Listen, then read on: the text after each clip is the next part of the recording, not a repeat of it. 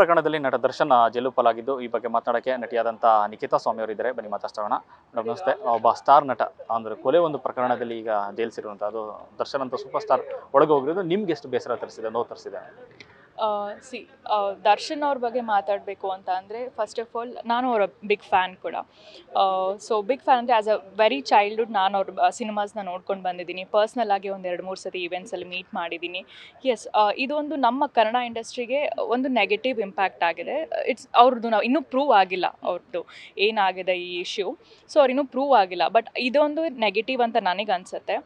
And ನಾನು ಅವ್ರು supportive ಆಗಿ ಮಾತಾಡ್ತಿದ್ದೀನಿ. ಆ್ಯಂಡ್ ಆಲ್ಸೋ ನಾನು ರೇಣುಕಾ ಸ್ವಾಮಿ ಅವರ ಕುಟುಂಬಕ್ಕೂ ಬಿಕಾಸ್ ಅವ್ರಿಗೂ ಲಾಸ್ ಆಗಿದೆ. ಸೊ ಅದಕ್ಕೂ ನಾನು ಅವ್ರ ಕನ್ಸರ್ನ್ ಖಂಡಿತವಾಗ್ಲೂ ಇದೆ. ಇದರಲ್ಲಿ ಏನು ಅಂತಂದರೆ ಇವಾಗ ನಮಗೆ ಏನು ವಿಷಯ ಗೊತ್ತಿದೆ ನಿಮ್ಮ ಮೂಲಕನೇ ನಮಗೂ ಗೊತ್ತಿರೋದು. ಇಲ್ಲಿ ಆಲ್ಮೋಸ್ಟ್ ಎಲ್ಲ ಎವಿಡೆನ್ಸ್ ಅವ್ರ ಕಡೆ ಇದೆ, ಎಲ್ಲ ಅಗೇನ್ಸ್ಟ್ ಇದೆ, ಇಲ್ಲ ಅಂತ ಹೇಳ್ತಾರೆ. ಸೊ ನಿಮ್ಮ ಮೂಲಕ ನನಗೆ ಬಂದಿರೋ ಪ್ರಕಾರ ಐ ಪರ್ಸ್ನಲಿ ಫೀಲ್ ನ್ಯಾಯ ದೊರಕಬೇಕು ಆ ಫ್ಯಾಮಿಲಿಗೆ. ಆ್ಯಂಡ್ ಇದು ದರ್ಶನ್ ಅವ್ರು ಮಾಡಿದರೋ ಇಲ್ವೋ ಅಂತನೋ ಅದು ನಮಗೆ ಕೋರ್ಟಿಂದ ಡಿಸೈಡ್ ಆಗುತ್ತೆ.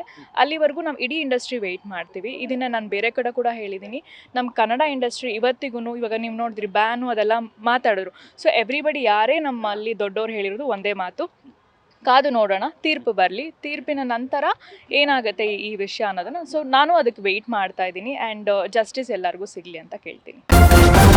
ನ್ಯೂಸ್ ಫಸ್ಟ್ ನಿರ್ಭೀತಿಯಿಂದ ನಿಮ್ಮ ಪರವಾಗಿ.